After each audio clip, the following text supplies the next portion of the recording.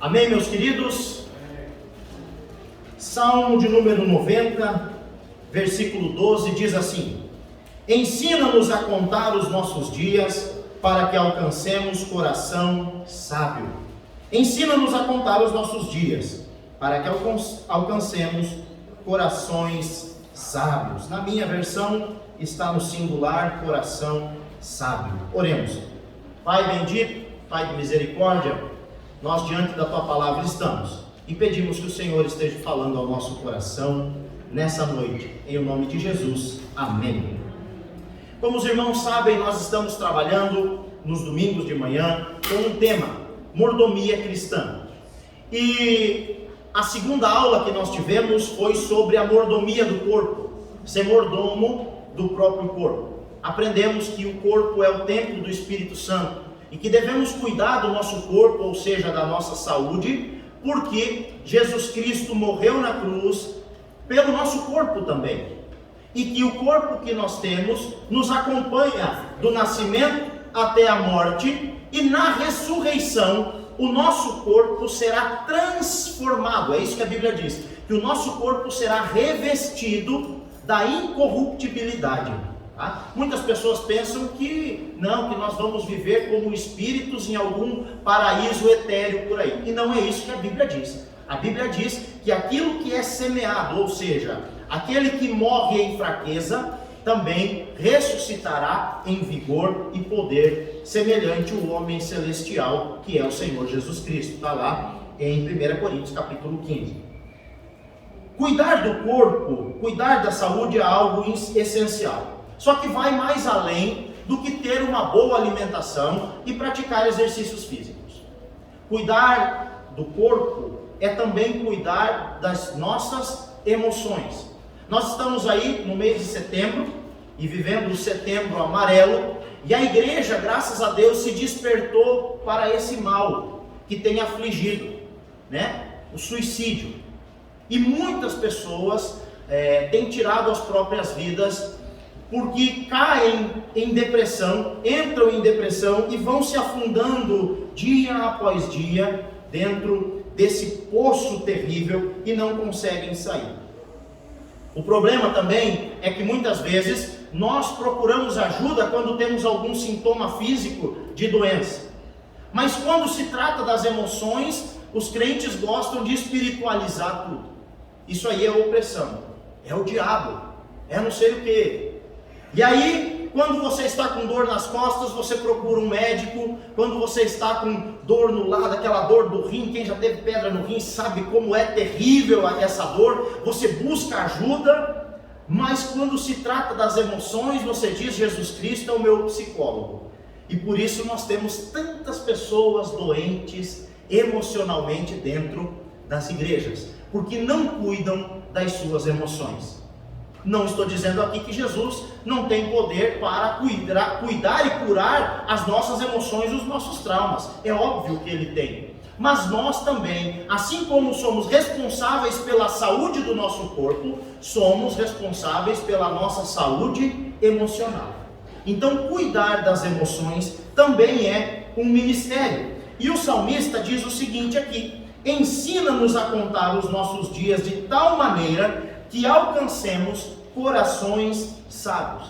Sempre nós relacionamos sabedoria como sendo algo intelectivo, mental. O saber está relacionado ao cérebro e o sentir está relacionado ao quê?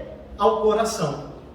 Quando nós falamos de sabedoria, logo pensamos no cérebro. E quando falamos de emoção, logo pensamos, a imagem que vem é o nosso coração. No entanto, o salmista, ele pede ao Senhor algo que me chamou muito a atenção. Olha o que ele pede ao Senhor: ensina-nos a contar os nossos dias para que alcancemos corações sábios. Senhor, eu preciso de um coração sábio. Por que o salmista está pedindo um coração sábio ao Senhor? E a pergunta que me salta aos olhos é essa: por que o salmista pediria ao Senhor um coração sábio? Logo que nós pensamos que o coração é o receptáculo dos sentimentos e não da sabedoria, que o saber não está contido no peito, mas na nossa mente.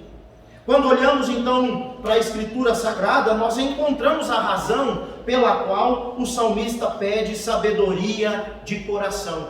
Se você ir comigo com a sua Bíblia em Jeremias, capítulo 17, versículos do 9 ao 10, você vai encontrar o profeta dizendo o seguinte: enganoso é o coração mais do que todas as coisas, e perverso, quem o conhecerá? Eu, o Senhor, esquadrinho o coração e provo os pensamentos, e isso para dar a cada um segundo os seus caminhos e segundo o fruto das suas ações. Por que é que o salmista está pedindo um coração sábio? Na verdade, esses salmos, ele é a oração de Moisés. Moisés, homem de Deus. E esse homem de Deus pede ao Senhor um coração sábio. E nós encontramos então aqui na Escritura Sagrada que o coração do homem, o coração, aquilo que é o arquétipo das nossas emoções, aquilo que nós julgamos como sendo o receptáculo dos nossos sentimentos, é enganoso e perverso. O profeta está dizendo que nós carregamos no nosso peito o nosso maior inimigo, que dentro do nosso peito está o nosso inimigo, que o coração não é nosso amigo, porque um amigo não engana o outro. E ele diz que o coração é enganoso, mais do que todas as coisas, e mais do que enganoso, mais do que falso, mais do que mentiroso, o coração do homem é perverso.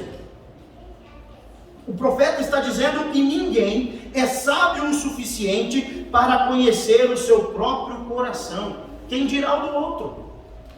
Irmãos, se abríssemos aqui para vocês falar e pedíssemos para que cada um contasse pelo menos um exemplo de quando já foi traído por alguém ou ludibriado por alguém, eu tenho certeza que só os bebês que estão aqui não iriam falar, porque muitas vezes nós confiamos nas pessoas, no outro, e enganoso é o coração. Enganoso é o coração. O pecado, e por que o coração é enganoso? Porque o pecado corrompeu o ser humano de tal maneira que agora nós carregamos em nós o próprio peso do pecado, e no nosso peito um inimigo falso e perverso. E talvez você esteja se perguntando: mas pastor, tudo isso do coração? Vamos um pouquinho mais além. O profeta já foi duro, mas o Senhor Jesus Cristo, ele bate um pouco mais forte nesse quesito do coração do homem. Mateus 15, do 18 ao 20, palavras de Jesus Cristo: mas o que sai da boca procede do coração, e isso contamina o homem, porque do coração procedem os maus pensamentos, mortes, homicídios, adultérios, prostituição, furtos, falsos testemunhos e blasfêmia. São essas as coisas que contaminam o homem, mas o comer sem lavar as mãos, isso não contamina o homem. Nós gostamos de terceirizar, e isso acontece desde o Éden, desde o pecado. Você não vê a terceirização até que o homem peque no jardim, mas depois que o homem pecou no jardim, ele começou a ter esse prazer de procurar culpados ao seu redor, não é isso? E aí Deus desce no jardim: cadê Adão? Adão, onde você está? Eva? E eles estavam escondidos. E naquele julgamento com o Senhor, Adão olha para Eva e diz o seguinte: Senhor, a culpa é dela. E a Eva olha para a cobra e diz: Senhor, a culpa é da serpente. E a serpente deve, a Bíblia não diz isso, mas deve olhar para um lado, para o outro, os outros bichos tinham tudo se escondido, ficou a culpa ali. Mas cada um era culpado e tinha sua porcentagem de culpa. Nós nunca assumimos a culpa. Sempre gostamos de dizer que a culpa é do outro. O crente, ele tem um péssimo hábito de terceirizar a culpa dos seus atos. E eu não estou querendo dizer aqui que o diabo é inocente. O diabo é culpado, o diabo é maligno, o diabo vem para matar, roubar e destruir. Essa é a função dele mesmo, de perseguir, de aprisionar, de enganar. Ele é o adversário das nossas almas. Mas quando Jesus fala isso, Jesus está dizendo que nem tudo de mal que está acontecendo é propriamente o diabo executando. Porque acontece um homicídio, é o espírito de morte. Acontece um adultério, é o espírito do adultério. Acontece a blasfêmia, é o espírito do não sei o que, é o espírito disso, é o espírito. E Jesus está dizendo: não, morte, furto, homicídio, adultério, prostituição, mentiras e blasfêmias é do coração de cada um de vocês que sai. Note como isso é pesado e nos traz então a uma consciência. Porque hoje nós estamos vivendo uma geração que diz o seguinte: siga o seu coração, faça aquilo que você quer fazer, siga os seus sonhos, siga o seu coração, não dê ouvido aos outros, mas siga essa voz intuitiva do seu coração. Mas a Bíblia diz o contrário: não siga o seu coração, porque o seu coração é perverso e mentiroso. Existe uma visão então equivocada. E qual seria? Acreditamos que porque pensamos, logo sentimos. Porque eu penso em algo, eu sinto. Porque eu penso em alguma coisa, o meu pensamento estimula um sentimento. Não é isso que nós aprendemos? Porém, o texto mostra que a verdade é outra, muito pelo contrário. Veja aí o versículo 19 de Mateus 15. Porque do coração procedem os maus pensamentos. Não é porque eu penso que eu sinto, é porque eu sinto que eu penso. E por isso Jesus Cristo, ele eleva o nível do mandamento, ele destrincha o mandamento, e ele fala lá no capítulo 5, versículo 27 e 28 de Mateus. Eu gostaria que você abrisse comigo a sua Bíblia. Mateus 5, 27 e 28. Diz assim: ouvistes o que foi dito, não adulterarás? Eu, porém, vos digo que qualquer que olhar para uma mulher com intenção impura no coração, já adulterou com ela. E o caso aqui não é só sobre o adultério, mas é sobre o sentimento.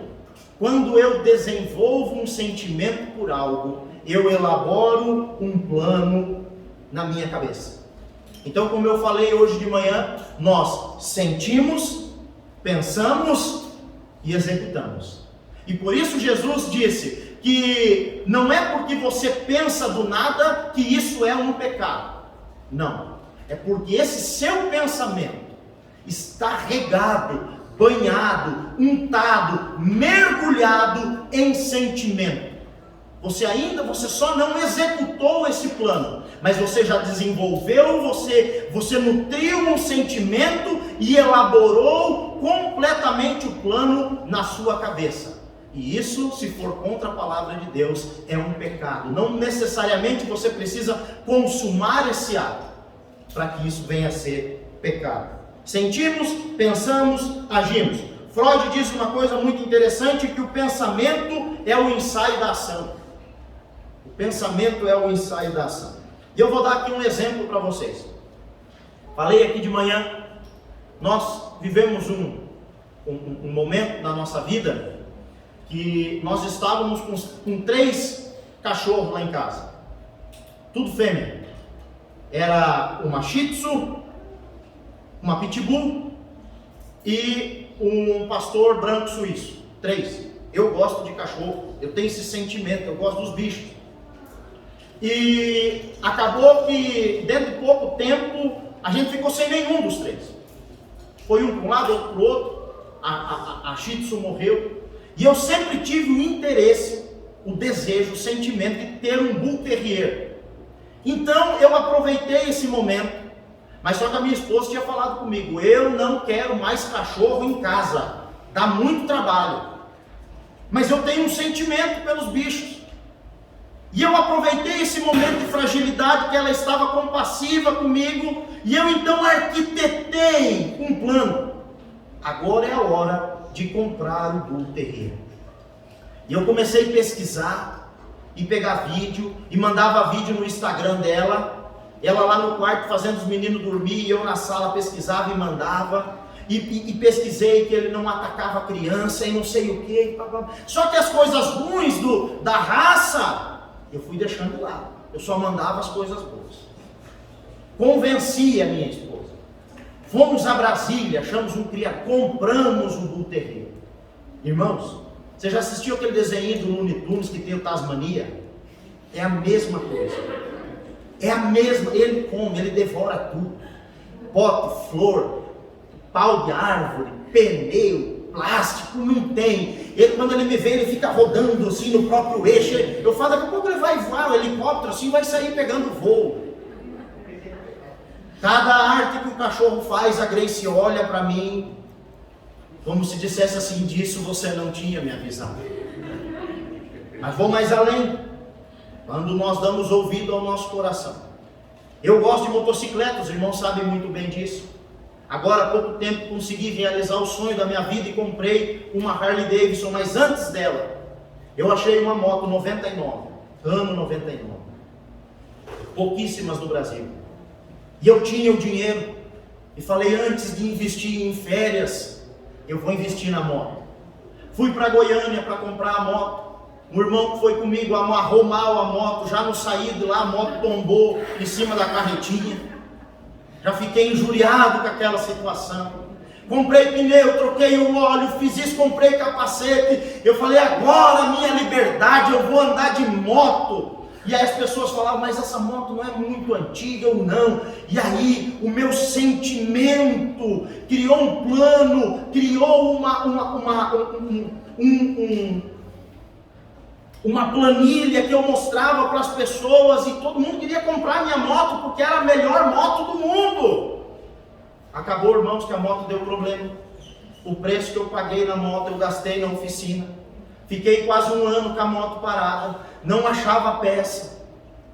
Mas na minha cabeça, o meu pensamento e a minha ação era que aquilo era bom. Por quê? Porque o pensamento estava nutrido por um sentimento. Eu sinto, penso e pratico. Tem um filósofo brasileiro que diz o seguinte, que tudo que te agrada te engana. E é verdade. Tudo que te agrada te engana. Para terminar essa exposição, eu quero aqui fazer 2 perguntas e 5 aplicações práticas e rápidas. A primeira pergunta: por que é que eu preciso de um coração sábio? Por que é que eu preciso de um coração sábio? À luz do texto, fica claro, irmãos, que nós precisamos de um coração sábio para contar os nossos dias. Um coração sábio me ensina a contar os dias. Ou seja, um coração sábio não vai deixar eu perder tempo. Um coração sábio vai fazer eu ver que a vida é breve demais e passa muito rápido. Eu vi um pastor pregando e ele disse o seguinte, que a fase da nossa vida é dividida em 3. O INTA, o INTE, o INTA e o ENTA. O INTE, que é o ápice, começa aí o ser humano produzir mesmo, é nos 20. E a fase do INTE, ela dura dos 20 aos 29. Depois você já entra na fase a qual eu estou, que é a fase do INTA, que vai dos 30 aos 39. E ainda você está a todo vapor. Mas logo em sequência vem a fase do ENTA. E daí, meu irmão, é ladeira abaixo. A fase do ENTA é dos 40 aos 99 anos. Alguns podem chegar a 100. Mas o texto deixa claro que, pela robustez do homem, ele pode chegar aos 80 ou passar um pouquinho disso. Está lá no versículo 10. Que a ascensão do homem de produtividade do ser humano é dos 20 aos 40. E dos 40, você já começou a chegar no local da sua descida. Uma hora o trem vai parar e você vai desembarcar. Nós precisamos então de um coração sábio para olhar e aprender que a vida é breve demais, é curta demais, para nós ficarmos perdendo tempo com tanta besteirinha, com tanta coisinha que não tem nenhum valor. Um coração sábio é capaz de entender que tudo tem um tempo determinado por Deus e que vai passar. Eu vejo os pais aqui segurando os filhos no colo. Eu, quando cheguei aqui na igreja, o Heitor tinha 2 aninhos e o Estevão 4 meses. Eu já não seguro mais nenhum deles no colo. O Estevão vai fazer 5 e o Heitor vai fazer 7. E parece que nós viemos para cá ontem, mas viemos aqui em 2017, no dia 5 de março de 2017. O tempo passa rápido demais, tudo vai passar. Se você está vivendo uma fase boa na sua vida, aproveite. Aproveite. Faça como as formiguinhas. Eu e o irmão Júlio estavam ali fora, observando as formiguinhas. Elas sabem que a chuva, que o período de inverno está chegando. E elas estão então desesperadas, trabalhando, levando comidinha para dentro do ninho, porque vai chegar um período que elas não vão poder sair. E se elas saírem, elas vão o quê? Morrer. Aproveite o tempo. Enquanto você tem força, enquanto você tem vigor, enquanto você tem juventude. Aproveite o tempo bom, porque ele vai passar. E fique tranquilo, você que está numa fase ruim, que essa também vai passar em nome de Jesus. Segundo lugar, um coração sábio corre para Deus. Ele se refugia em Deus. Ele abriga Deus dentro de si. Ensina-nos, Senhor, a ter um coração sábio. E como é que você pode ter um coração sábio? O salmista vai dizer lá no Salmo 119, versículo 11: guardei a tua palavra no meu coração, para eu não pecar contra ti. Não tem como ter um coração sábio fora da palavra de Deus. Em terceiro lugar, um coração sábio não cai nas ciladas da vida. Eu preciso de um coração sábio para não cair nas ciladas da vida. O homem mais sábio do mundo deixou escrito em Eclesiastes 7:9: não permita que a irritação tome conta do teu espírito rapidamente, pois a ira habita no coração dos tolos. Quanto Deus tem falado, não se precipite em falar. Uma vez disse Deus, 2 eu ouvi. Guarde para você, ouça mais e fale menos. Evite se irritar por qualquer coisa. Não fique buscando irritação para a sua vida. Fique tranquilo. Você que se irrita porque cai um copo no chão, porque fura o pneu do carro, fica tranquilo, vai vir coisa grande para você se irritar. Vem na vida de todo mundo.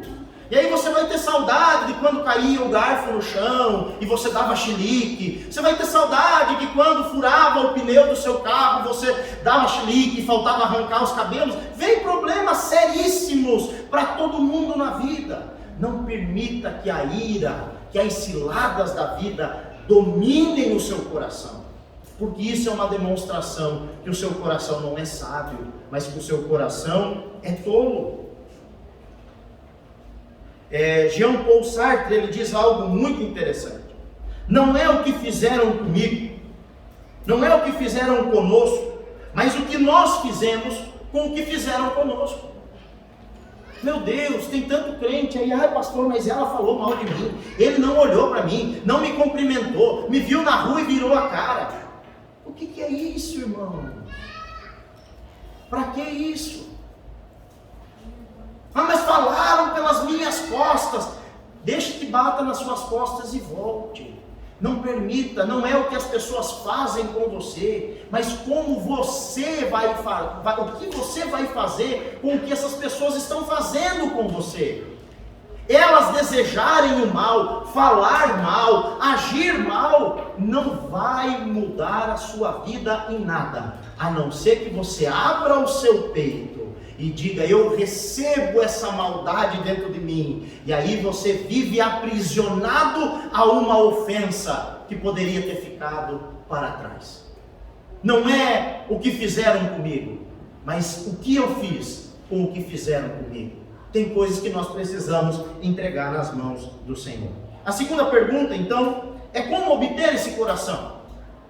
E rapidamente nós temos aqui duas aplicações. Esse transplante de coração somente é realizado pelo Senhor Deus, pelo Senhor Jesus Cristo, que é o médico dos médicos. Não existe hospital ou plano de saúde ou cirurgião mundo afora que seja capaz de fazer um transplante de coração nécio para um coração sábio. Eu gostaria que você abrisse a sua Bíblia comigo em Ezequiel 36, 26. Diz assim: dar-vos-ei coração novo, e porei dentro de vós espírito novo. Tirarei de vós o coração de pedra, e vos darei um coração de carne. Somente Deus pode transformar o seu coração, mudar esse coração enrijecido, esse coração cauterizado, e colocar ali um coração sensível à voz de Deus. Mas você precisa querer, e essa é a segunda aplicação, e encerro a minha fala. Deus é capaz de fazer, mas você precisa querer. Você precisa tomar uma atitude e uma decisão. Você precisa estar disposto a abrir mão do seu amigo enganoso para receber no seu peito agora um novo coração. O salmista disse no Salmo 51, versículo 10: cria em mim, ó Deus, um coração puro, e renova dentro de mim um espírito inabalável. Cria em mim, ó Deus, um coração puro, e renova dentro de mim um espírito reto. Você precisa orar e dizer: Senhor, o meu coração não tem sido sábio, e as minhas atitudes têm demonstrado isso. As minhas emoções estão desequilibradas, os meus pensamentos estão pervertidos, e as minhas atitudes, elas vão de encontro com o Senhor, não para te agradar. As minhas atitudes têm te desagradado, Senhor. Tira de mim esse coração de pedra, tira de mim esse coração burro, e coloca em mim um coração novo, um coração que seja a morada do Senhor. Que essa seja a nossa oração, que esse seja o nosso desejo. E eu gostaria de orar por você nesse momento. Feche seus olhos. Pai querido e amado, diante do Senhor, ó Deus, nós abrimos o nosso coração e pedimos, ó Pai, que o Senhor esteja falando poderosamente conosco. Pai, que essa palavra não caia no vazio, mas que ela encontre um terreno fértil no nosso coração. Pai amado, muitas pessoas, ó Deus, estão, ó Pai, com os corações nécios.